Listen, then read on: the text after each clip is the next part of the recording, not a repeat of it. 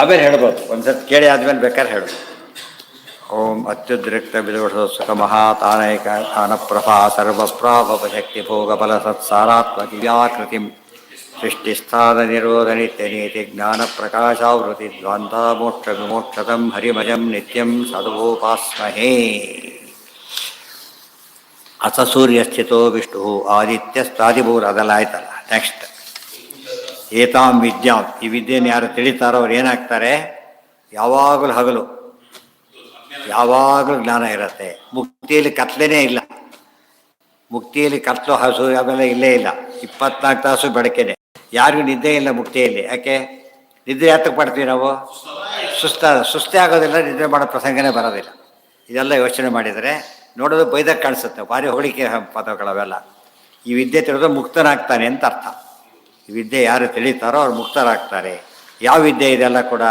ಸೂರ್ಯಾದಿಗಳಲ್ಲಿ ನಿಂತು ಪರಮಾತ್ಮ ನೇಮನ ಮಾಡ್ತಾನೆ, ಬೆಳಕನ್ನು ಕೊಡ್ತಾನೆ. ಅದನ್ನೇ ಮುಕ್ತಿ ಆಗುತ್ತೆ ಅಂತ ಅರ್ಥ. ಸೂರ್ಯನೇ ಕೊಡ್ತಾನೆ ಅಂದರೆ ಮುಕ್ತಿ ಆಗೋದಿಲ್ಲ. ಸೂರ್ಯನೇ ಕೊಡ್ತಾನೆ ಮುಕ್ತಿ ಆಗೋದಲ್ಲ. ಸೂರ್ಯನಿಂದ ಪರಮಾತ್ಮ ಕೊಡ್ತಾನೆ ಅಂತ ತಿಳ್ಕೊಂಡಾಗ ಅದು ಮುಕ್ತಿಗೆ ಕಾರಣ. ನೆಕ್ಸ್ಟ್ ಈಗ ಉದೇತಿ ನಿಮ್ರೋಜ ಅದೆಲ್ಲ ಆಯ್ತಾ? ತದೇತತ್ ಭಗವಾನ್ ವಿಷ್ಣು ಪ್ರಾದಾತ್ ಜ್ಞಾನಂ ವಿರಿಂಚಯೇ. ಈ ಮೊದಲು ಈ ಜ್ಞಾನವನ್ನೆಲ್ಲ ಉಪದೇಶ ಮಾಡಿದ್ದೆ ಯಾರಿಗೆ? ಯಾರು? ಬ್ರಹ್ಮದೇವರಿಗೆ ವಿಷ್ಣು. ಈ ಪದ ಎಲ್ಲಿ ಬಂದಿದೆ ನೆನಪಿದೆಯಾ? ಎಲ್ಲಿಂದ ಏನಂತಿದೆ? ಎಲ್ಲಿ ಬಂದಿದೆ? ತೇನೇ ಬ್ರಹ್ಮ ಹೃದಯ ಆದಿ ಕವಯೇ. ಈ ರೆಫರೆನ್ಸ್ ಇಟ್ಕೋಬೇಕಿದನ್ನು. ಈ ವಿದ್ಯೆಯನ್ನು ಪರಮಾತ್ಮ ಮೊಟ್ಟ ಮೊದಲ ಬಾರಿಗೆ ಯಾರಿಗೆ ಹೇಳಿದ್ದು? ಬ್ರಹ್ಮದೇವರಿಗೆ. ವಿರಿಂಚಿಯರು ಮನವೇ ಪ್ರಾಹ. ವಿರಿಂಚಿ ಯಾರಿಗೆ ಹೇಳಿದ್ರೆ ಇದನ್ನು? ಮನು. ಯಾವ ಮನು? ತನ್ನ ಮಗ ಮನು, ಸ್ವಯಂಭವ ಮನುವಿಗೆ. ಅವರೇ ಹೇಳಿದ್ರು ಪ್ರಜಾಭ್ಯೋ ಮದರೇವಚ. ಮನು ಏನು ಮಾಡಿದರು? ಪ್ರಜೆಗಳಿಗೆ ಹೇಳಿದರು, ತಮ್ಮ ಮಕ್ಕಳಿಗೆಲ್ಲ ಹೇಳಿದರು. ಪೂರಯಿತ್ವಾತು ಪೃಥಿವಿ ರತ್ನ. ಇದು ಸಾರಸ್ಯ ನೋಡಿ, ಪದ ಎಷ್ಟು ಚೆನ್ನಾಗಿದೆ. ಇದು ನೆನಪಾಗೋದು ಎಲ್ಲಿದೆ ನೋಡಿದ ತಕ್ಷಣ ಇನ್ನೊಂದು ನೆನಪಾಗುತ್ತೆ. ಯಾವುದು? ಇಮಮ್ಮ. ಇದು ಹೇಳಿದ್ದು ಯಾರಿಗೆ ಹೇಳಿದ್ದೆ ನಾನು? ವಿವಸ್ವಾನ್ ಮನವೇ ಪ್ರಾಹ ಮೊದಲು ಇಕ್ಷ್ವಾಕವೇ ಬ್ರವೀತ್ ಅಂತ ಅಲ್ಲಿ ಬಂದಿದೆ. ಇದು ಯಾತಕ್ಕೆ ಹೀಗೆ ಹೇಳ್ತಾರೆ ಅಂದರೆ, ಜ್ಞಾನಕ್ಕೆ ಪರಂಪರೆ ಬೇಕು. ಜ್ಞಾನಕ್ಕೆ ಪರಂಪರೆ ಬೇಕು. ನನಗೇ ಗೊತ್ತಿರೋ ಜ್ಞಾನ, ನಾನೇ ಕಂಡುಹಿಡಿದಿದ್ದು, ನಾನೇ ಮಾಡಿದ್ದು ಅಂತ ಹೇಳಿದರೆ ಅದು ಜ್ಞಾನಕ್ಕೆ ಬೆಲೆ ಇಲ್ಲ. ತಾತ ಇನ್ನೊಂದು ಹೇಳಬೇಕು. ಅವನು ನೀವು ಸೈಟ್ ಕೊಂಡ್ಕೊಂಡು ಹೋಗ್ತೀರ ಮನೆಗೇನೇನ ಎಲ್ಲ ತೋರಿಸ್ಬೇಕು. ಬೇಸಿಕ್ ಯಾರು ಅಲಾಟೆಡ್ಡು ಯಾ ಗೌರ್ಮೆಂಟ್ದು ಇವ್ರು ತೋರಿಸ್ಬಿಟ್ಟು ಅಪ್ರೂವಲ್ ತೋರಿಸಿ, ಅವು ಇನ್ನೊಬ್ಬರು ಯಾರು ತೊಗೊಂಡಿರ್ತಾರೆ ಅವನಿಗೆ ತೋರಿದು ತೊಗೊಂಡು ಲಿಂಕ್ ಡೀಡ್ ಎಲ್ಲ ಬೇಕು ನಿಮ್ಮ ಕೊನೆಗೆ. ನಿಮ್ಮ ಡೀಡು ಬೇಕು. ಇಷ್ಟೆಲ್ಲ ಇದ್ದಾಗ ಏನಾಗುತ್ತದೋ, ಒಂದು ಡೀಡ್ ಮಿಸ್ ಆಯಿತು ಅಂದರೆ ಏನರ್ಥ? ಲಿಂಕ್ ಎಲ್ಲೋ ಹೋಗಿದೆ. ಅದನ್ನು ಕೊಡೋವರೆಗೂ ಅದು ರಿಜಿಸ್ಟರ್ ಮಾಡಬಾರದು ಕೂಡ ನಿಯಮ. ಅದೇ ರೀತಿಯೇ ನಂದೇ ಸ್ವಂತ ಹೇಳ್ಕೊಂಡ್ರೆ ಹೇಳಿದೆ, ವಿಮರ್ಶ ಹೇಳಿದ್ದೇನೆ. ಈ ನೋಟ್ ನಾನೇ ಪ್ರಿಂಟ್ ಮಾಡಿದ್ದು ಅಂತ ಹೇಳಿದ ಏನಾಗುತ್ತೆ? ಅಲ್ಲಿಗೆ ಕೋರ್ಟ್ ಅಂತ ಪ್ರೂವ್ ಆಗಿಬಿಡೋದು. ನೋಟ್ ಹೇಗೋ ಜ್ಞಾನ ಹಾಗೆ. ಜ್ಞಾನ ನಂದು ಅಂತ ಹೇಳ್ಬೇಕು, ಗುರುಗಳಿಂದ ಬಂತು ಅಂತ ಹೇಳಬೇಕೆ ಹೊರತು ನಂದೇ ಅಂತ ಹೇಳಿದರೆ ಅದು ಇನ್ವ್ಯಾಲಿಡ್ ಅಂತ ಅರ್ಥ. MA ಎಲ್ಲಿ ಮಾಡಿ ಮನೆ ಕೂತ್ಕೊಂಡು ಮಾಡಿದ್ದೀರಿ ಅಂತ ಹೇಳಿದ, ಹೋಯ್ತು ಅಲ್ಲಿಗೆ. ಪರೀಕ್ಷೆ ನಾನೇ ಎಕ್ಸಾಮ್ ನಾನೇ ಎಲ್ಲ ಅಂತ ಹೇಳಿಬಿಟ್ರೆ MA ಆಗಿಲ್ಲ ಅಂತಲೇ ಅರ್ಥ. ಬೇರೆ MA ಆಗಿದ್ದಾನೆ ಅಂತ ಅರ್ಥ. ಈ MA ಅಲ್ಲ, ಬೇರೆ MA ಆಗಿದ್ದಾನೆ ಅಂತಲೇ ಅರ್ಥ. ಅದಕ್ಕೆ ಯಾವಾಗ ಕೋಟ್ ಮಾಡಬೇಕು, ನಿಮ್ಮ ಗುರುಗಳು ಯಾರು ಹೇಳಬೇಕು. ಅವ್ರು ಯೂನಿವರ್ಸಿಟಿ ಯಾವುದು ಅಂತ ಕೇಳೋದಿಲ್ಲ, ಬರೀ ಡಿಗ್ರಿ ಒಪ್ಪೋದಿಲ್ಲ, ಯಾವ ಯೂನಿವರ್ಸಿಟಿ ಅಂತ ಕೇಳ್ತಾರೆ. ಆ ರೀತಿ ಹೇಳಬೇಕು. ಇದು ಒಂದಾಯ್ತು. ಈಗ ಪೂರಯಿತ್ವಾತು ಪೃಥಿವೀಂ ರತ್ನೈ ಸಪ್ತ ಸಮುದ್ರಿಣೀಂ ದತ್ವಾಪಿ ಗುರವೇ ನೈವ ಪೂರ್ಯತೆ ಗುರುದಕ್ಷಿಣ. ಇದೆಲ್ಲ ಮಹಾಭಾರತಲ್ಲೂ ಬರುತ್ತೆ, ಶ್ರುತಿಯಲ್ಲೂ ಬರುತ್ತೆ. ನಾವು ಸಾಮಾನ್ಯವಾಗಿ ಏನು ಮಾಡ್ತೀವಿ? ಗುರುದಕ್ಷಿಣೆ ಅಂತ ಹೇಳಿಬಿಟ್ರೆ ಸ್ಪೀಚ್ ಕೊಡ್ತೀವಲ್ಲ ಸ್ಕೂಲು ಕಾಲೇಜಲ್ಲಿ, ಮುಗಿದೋದು ಕೆಲಸವನ್ನು. ಆ ರೀತಿ ಅಲ್ಲ, ಶಾಸ್ತ್ರವಿದ್ಯೆ ಹಾಗಲ್ಲ. ಆ ವಿದ್ಯೆಗಳಿಗೆ ಅಷ್ಟು ಸಾಕು, ಈ ವಿದ್ಯೆಗೆ ಸಾಲದು. ಯಾಕೆ ಹೇಳಿ? ಅದು ಅನಿತ್ಯ ವಿದ್ಯೆಗಳವೆಲ್ಲ. ಮೋಕ್ಷದಲ್ಲಿ ಡಾಕ್ಟರ್ಸ್ ಇಲ್ಲ, ಇಂಜಿನಿಯರ್ಸ್ ಇಲ್ಲ, ಯಾರ್ಯಾರೂ ಇಲ್ಲ ಅಲ್ಲಿ. ಯಾಕೆ? ಎಲ್ಲ ಪರಿಪೂರ್ಣವಾದ ಜಾಗ. ನಮ್ಮ ಜನ ಹಾಗೆ ಥರ ಮೋಕ್ಷಕ್ಕೆ ಹೋಗೋದ್ರಲ್ಲಿ ಡಾಕ್ಟ್ರ್ ಇಲ್ಲ ಏನು ಮಾಡಬೇಕು? ಆಮೇಲೆ ಗೊತ್ತಾಯ್ತಾ? ಡಾಕ್ಟ್ರ್ ಇಲ್ಲದಾಗ ಏನು ಮಾಡಬೇಕು? ರೋಗ ಬಂದರೆ ಏನು ಮಾಡಬೇಕು? ಏನು ಉತ್ತರ ಅದಕ್ಕೆ? ರೋಗನೇ ಬರೋದಿಲ್ಲ ಅಂತೇಳಿ. ಅದಕ್ಕೆ ಅವೆಲ್ಲ ನಿತ್ಯ ವಿದ್ಯೆಗಳಲ್ಲ. ಎಂಥ ವಿದ್ಯೆಗಳವು? ಅನಿತ್ಯ ವಿದ್ಯೆ. ಪರ್ಪಸ್ ಆದರೆ ಮುಗಿದೋಯ್ತು. ಆದರೆ ಬ್ರಹ್ಮವಿದ್ಯೆ ಎಂಥದ್ದದು? ನಿತ್ಯ. ನಿತ್ಯ ವಿದ್ಯೆ ಕೊಟ್ಟ ಮೇಲೆ ಗೌರವ ಎಷ್ಟಿರ್ಬೇಕು ಅವ್ರ ಮೇಲೆ? ನಿತ್ಯವಾಗೇ ಇರಬೇಕು. ಋಣ ಕಳ್ಕೊಂಡು ಅಂತ ಹೇಳಬಾರ್ದು. ಋಣ ಕಳ್ಕೊಂಡು ಅಂತ ಹೇಳಬಾರ್ದು. ಇದು ತೀರಿಸೋಕ್ಕಾಗೋದಿಲ್ಲ ಅಂತ ಹೇಳಬೇಕು. ಅದಕ್ಕೆ ಅದು ಒಂದು ಪ್ರಶ್ನೆ ಕೇಳಿದ್ರೆ ಉತ್ತರ ಕೊಡಬೇಕು. ತೀರಿಸಲಾಗದ ಋಣ ಯಾವುದು? ಯಾವ್ದು ಹೇಳ್ಬೇಕಂದ್ರೆ ತತ್ವಜ್ಞಾನ ಅದೊಂದೇ ಕೊಟ್ಟು ಆ ಋಣ ಮಾತ್ರ ತೀರ್ಸೋಕ್ಕಾಗೋದಿಲ್ಲ. ಬೇರೆ ಧನ ಹೋಗ್ಬಿಡುತ್ತೆ, ವಿದ್ಯಾಧನ ಹೋಗೋದಿಲ್ಲ. ಅದಕ್ಕೆ ನಿತ್ಯ ಅದಕ್ಕೆ ಹೇಳ್ತಾರೆ ಪೂರೈತ್ ಎಷ್ಟು ಕೊಡ್ಬೋದು ಗುರುಗಳ ದಕ್ಷಿಣೆ ಅಂತ ಕೇಳಿದರೆ, ಪೂರಯಿತ್ವಾತು ಪೃಥಿವೀ ರತ್ನೈ ಸಪ್ತ ಸಮುದ್ರಿ ದತ್ವಾಸ್ಮೈ ಗುರವೇನೈವ ಪೂರ್ಯತೆ ಗುರು ದಕ್ಷಿಣ. ಇದು ಮಹಾಭಾರತದಲ್ಲೂ ಶ್ಲೋಕ ಬರುತ್ತೆ. ಇಡೀ ಭೂಮಿನ ನವರತ್ನಗಳನ್ನ ತುಂಬಿಸಿಬಿಟ್ಟು, ಗೊತ್ತಾಯ್ತಾ? ಎಂಥ ಭೂಮಿ ಅಂದರೆ ಸಪ್ತ ಸಮುದ್ರದ ಭೂಮಿ, ಬರೀ ನಮ್ಮ ಭರತಖಂಡ ಅಲ್ಲ, ಸಪ್ತದ್ವೀಪ ಎಲ್ಲ ಇದೆಯಲ್ಲ, ಎಲ್ಲ ಭೂಮಿನ ಒಟ್ಟಿಗೆ ಸೇರಿಸಿ ಇಂಚ್ ಬೈ ಇಂಚ್ ನವರತ್ನ ತುಂಬಿಸಿಬಿಟ್ಟು ಅದನ್ನು ಗುರುಗಳ ದಕ್ಷಿಣೆ ಅಂತ ಕೊಟ್ಟರು ಕೂಡ ಪೂರ್ತಿ ಆಗಲಿಲ್ಲ ಅಂತ ಹೇಳ್ಬಿಟ್ಟು. ಅದ್ರ ಅರ್ಥ ಏನದಕ್ಕೆ? ಕಟ್ಟೋದಕ್ಕಾಗೋದಿಲ್ಲ ಅಂತ. ಕೊಡೋದು ಅಷ್ಟೆಲ್ಲ ಕೊಳ್ಳಕ್ಕೆ ಟ್ರೈನ್ ಮಾಡೋದಲ್ಲ, ಏನು ಮಾಡಬಾರ್ದು, ತೀರ್ಸೋಕ್ಕಾಗೋದಿಲ್ಲ ಅಂತ.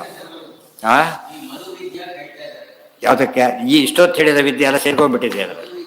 ಇದು ಎಲ್ಲರಿಗಿಲ್ಲ, ಇದು ಯಾರಿಗಿದೆ ಅಲ್ಲ, ಒಂದು ಇಲ್ಲೇ ಬರುತ್ತೆ ನಾವು ಹೇಳ್ತಾರೆ. ದೇವ ಅದಕ್ಕೆ ಭಾಗವತಲ್ಲಿ ಹೇಳ್ತಾರೆ, ನಾನು ಸದ್ಯ ಗುರುದಕ್ಷಿಣೆ ಕೊಟ್ಬಿಟ್ಟು ಫ್ರೀ ಆಗಿಬಿಟ್ಟೆಪ್ಪ ಅಂತ ಅಂದ್ಕೊಂಡ್ರೆ ತತ್ವಶಾಸ್ತ್ರದೊಳಗೆ ನಕ್ಬಿಡ್ತಾರೆ ದೇವತೆಗಳು. ಏನು ಇವನು ಎಷ್ಟು ದಡ್ಡ ಇದ್ದಾರೆ ಅಂತ ಹೇಳ್ಬಿಟ್ಟು. ನಮ್ಮ ಜನ ಹಾಗಲ್ಲ, ತಂದೆ ತಾಯಿ ಋಣನೇ ತೀರಿಸ್ಬಿಟ್ವಿ, ಒಟ್ಟಿಗೆ ಕೆಲಸದೊಳನಿಟ್ಟು ಕೆಲಸ ಮಾಡಿಸ್ತಾರೆ, ಅವಳೇ ಅಡುಗೆ ಮಾಡಿ ಹಾಕ್ತಾಳೆ, ನಮ್ಮ ಋಣ ತೀರ್ತು ಅಂದರೆ ಮಹಾಪಾಪ. ಎಂಥ ಋಣ ಅದು? ತೀರ್ಸೋಕ್ಕಾಗದಿರತಕ್ಕಂಥ ಋಣ.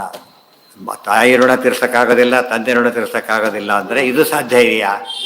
ಸಾಧ್ಯ ಇಲ್ಲ. ಅದಕ್ಕೆ ನಾವು ಸಂಧ್ಯಾ ವಂದನೆ ಹೇಳಬೇಕಾದ್ರೆ ಮಾತೃಭ್ಯೋ ನಮಃ ಪಿತೃಭ್ಯೋ ನಮಃ, ಜನ್ಮ ಜನ್ಮಾಂತರದ ತಂದೆ ತಾಯಿಗೂ ನಮಸ್ಕಾರ ಅಂತ ಹೇಳ್ತೀವಿ. ಯಾರೂ ಗೊತ್ತಿಲ್ಲ ನಮಗೆ, ಬಟ್ ಆ ರೀತಿ ಈ ಜನ್ಮ ಬರಬೇಕಾದ್ರೆ ಹಿಂದಿನ ದೇಹ ಬಂದಿರಬೇಕು ನಮಗೆ, ಗೊತ್ತಾಯ್ತಾ? ಆದ್ದರಿಂದ ಅಲ್ಲಿ ತಂದೆ ತಾಯಿ ಇರಬೇಕಲ್ಲ, ಅವ್ರಿಗೂ ನಮಸ್ಕಾರ. ಇಷ್ಟೆಲ್ಲ ಇರಬೇಕಾದ್ರೆ ಜನಕ್ಕೆ ಅದೆಲ್ಲ ಅರ್ಥ ಆಗಿದ್ದರೆ ಮಾಡ್ತಾರೆ, ಮಾಡೋದೇ ಇಲ್ಲ. ಸಂಧ್ಯಾವಂದನೆ ಮಾಡದೆ ಹೋದಾಗ ಅದೊಂದು ಬಾಕಿ ಉಳಿಯುತ್ತೆ. ಮತ್ತೆ ಅವರಿಗೆ ಋಣ ತೀರಿಸಲಿಲ್ಲ ಅಂತ ದೋಷ ಇನ್ನೊಂದು ಆಗುತ್ತೆ. ಎಲ್ಲ ದೋಷದ ಜೊತೆ ಬೇಕಾದಷ್ಟಿದೆ, ಅದೊಂದು ದೋಷ ಆಗುತ್ತೆ. ಆದರೆ ಜ್ಯೋತಿಷಾಸ್ತ್ರದಲ್ಲಿ ವಾಯುದೇವರು ಹೇಳುವ ತೊಮ್ಮೆ ಪಿತಾ ತೊಮ್ಮೆ ಮಾತಾ ಅಂತ ಬರುತ್ತೆ. ಅಲ್ಲಿ ಬೇಡ, ಮಾತರ್ಮೆ ಮಾತರೀಶ್ವರನ್ ಹೇಳಿ ಅದಕ್ಕೆ ಯಾಕೆ ಹೋಗ್ತೀರಿ? ಮಾತರ್ಮೆ ಮಾತರೀಶ್ವರನ್ ಹೇಳಿದ ಮೇಲೆ ಸಿಂಪಲ್ ಆಯ್ತಲ್ಲ, ಎಲ್ಲ ಸೇರಿಸಿ ಹೇಳ್ಬಿಟ್ಟಿದ್ದಾರೆ. ಇಷ್ಟು ಹೇಳಿಬಿಟ್ಟು ಈ ಉಪಾಸನೆ ತಿಳ್ಕೊಳ್ಳಿ ಎಲ್ಲರೂ, ಯಾರು ಮಾಡ್ಲಿಕ್ಕೆ ಹೋಗಬೇಡಿ. ಯಾರು ಮಾಡ್ಬೇಕಿದನ? ಯಾರಿದ್ದು ಅವರೇ. ಯಾವ ಮೆಡಿಕಲ್ ಬೇಕಾದ್ರೆ ಯಾರು ಬೇಕಾದ್ರೂ ಓದ್ಬೋದು, ಎನಿ ಬುಕ್ ಓದ್ಬೋದು ಸಿಕ್ಕರೆ. ಆದರೆ ಪ್ರಾಕ್ಟೀಸ್ ಮಾಡೋಕ್ಕೋರೆ ಪದ್ಧತಿ ಆಗುತ್ತೆ. ಪ್ರಾಕ್ಟೀಸ್ ಮಾಡ್ಕೊಂಡು ಏನಾಗಿರ್ಬೇಕದು? ಕೋರ್ಸ್ ಓದಿ ಸರ್ಟಿಫಿಕೇಟ್ ತೊಗೊಂಡು ಲೈಸೆನ್ಸ್ ತೊಗೊಂಡು ಮಾಡಬೇಕು. ಬರೀ ತಿಳ್ಕೊಳ್ಳೋದಕ್ಕೆ ಬ್ಯಾನ್ ಇಲ್ಲ, ಅದಕ್ಕೊಂದು ಪುಣ್ಯ ಇದೆ. ತಿಳ್ಕೊಂಡಿದ್ದಕ್ಕೇನು ಮಾಡಬೇಕು? ಇವನು ಪಾಪ ಯಾವುದಕ್ಕೋದ್ರೆ ಗೈಡ್ ಮಾಡ್ಬೋದು ಅಷ್ಟೇ. ಅದು ಔಷಧಿ ಅಂದರೆ ಗೈಡ್ ಮಾಡ್ಬೋದು, ಈ ರೀತಿ ಮಾಡು ಆ ರೀತಿ ಮಾಡು ಅಂತೇಳಿ. ಅದಕ್ಕೆ ಪುಣ್ಯ ಇದೆ ಹೊರತು ತಾನು ಪ್ರಾಕ್ಟೀಸ್ ಮಾಡ್ಲಿಕ್ಕೆ ಹೋಗಬಾರ್ದು. ಇದೇ ರೀತಿಯಲ್ಲಿ ವಿದ್ಯೆಯನ್ನು ತಿಳ್ಕೊಳ್ಬೇಕು. ಈ ರೀತಿ ಯಾರು ಉಪಾಸನೆ ಮಾಡ್ಲಿಕ್ಕೆ ಹೋಗ್ಕೊಡೋದು. ದೇವಾಸ್ತು ಉಪಾಸನಾ ಯೋಗ್ಯ, ದೇವತೆಗಳು ಮಾಡಬೇಕಾದ್ರು ಅದರಲ್ಲೂ ತಾರತಮ್ಯ. ಮತ್ತೆ ಏಕೈಕಸ್ಯ ಅಮೃತಸ್ಯ ಹಿ, ಒಂದೊಂದಕ್ಕೂ ಒಬ್ಬೊಬ್ಬರು ಅಧಿಕಾರಿಗಳು. ಎಲ್ಲದನ್ನು ಮಾಡಬೇಕಾದ್ರೆ ಬ್ರಹ್ಮದೇವರಿಗೆ ಮಾತ್ರ ಸಾಧ್ಯ. ಸರ್ವಸ್ಯೋಪಾಸನೆ ಬ್ರಹ್ಮ ತದನ್ನೇ ಜ್ಞಾನ ಮಾತ್ರಕ್ಕೆ. ಉಪಾಸನೆ ಪೂರ್ತಿ ಮಾಡಬೇಕಾಗಿರ್ತಕ್ಕಂಥದ್ದು ಬ್ರಹ್ಮದೇವರಿಗೆ ಮಾತ್ರ. ಪಾರ್ಶಲ್ಯ ಮಾಡಬೇಕಾದವರು ದೇವತೆಗಳು, ಬರೀ ತಿಳ್ಕೊಳ್ಬೇಕಾದವರು ಮನುಷ್ಯರು, ಅದು ವೇದಾಧಿಕಾರಿಗಳು ಮಾತ್ರ. ಅದು ಉಳಿದವ್ರಿಗೆ ಅದೂ ಇಲ್ಲ.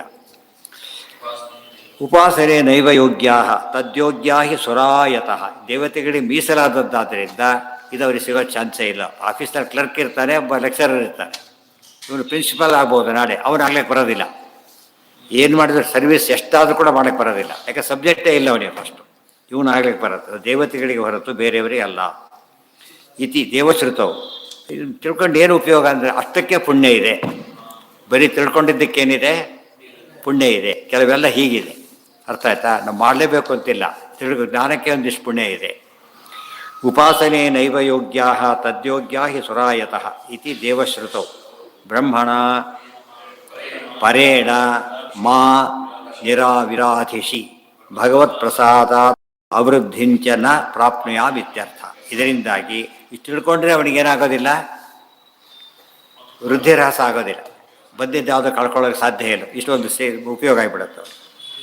ಬ್ರಹ್ಮಣ ಬೇರೆ ಮಿತಿ. ಇವತ್ತು ಡಾಕ್ಟ್ರ್ ಬಂದಾಗ ಹಿಂದೆ ಇಟ್ಕೊಂಡ್ಬರ್ತಾರೆ, ಅವ್ರು ಕಿಟ್ ಇಟ್ಕೊಂಡ್ಬರ್ತಾರೆ. ಅವನಿಗೂ ದುಡ್ಡು ಕೊಡ್ತಾರಿಲ್ಲ ಡಾಕ್ಟ್ರು, ಅವ್ನು ಸ್ಯಾಲ್ರಿ ಕೊಡ್ತಾರಿಲ್ಲ.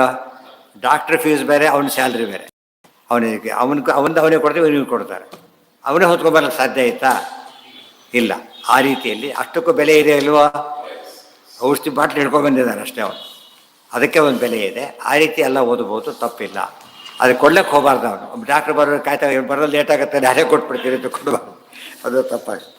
ಅಲ್ಲಿಗೆ ನಾಳೆ ದಿವಸ ಒಂದು ಸರ್ವೇಂದ್ರಿಯ ಪ್ರೇರಕೇಣ ಶ್ರೀ ಪ್ರಾಣಪತಿ ನೀಡಿದ ಯದವೋಚಮಹಂ